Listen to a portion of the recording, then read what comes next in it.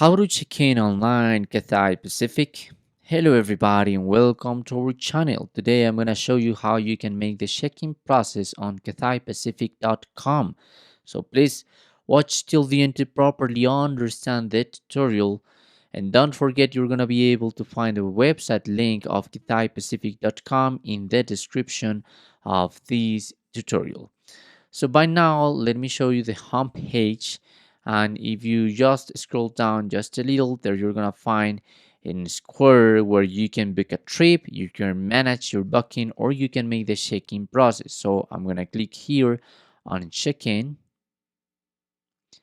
and by default, this is gonna ask you to sign into your account here.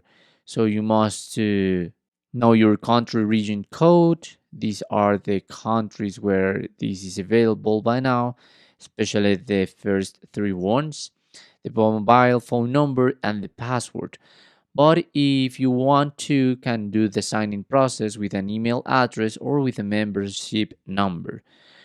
Anyway, if you don't want to make the signing process, there is a word that says or find a booking as a guest. So I'm gonna continue here, and what you have to offer to let them know in order to make the check-in process is your first name, last name, and your booking reference or your e-ticket number. That's what you need.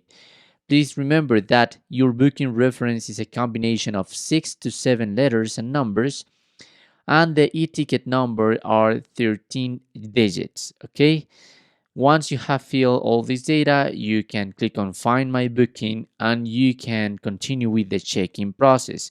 Add some extra seats if you need it, extra baggage, or just to confirm you're going into that flight.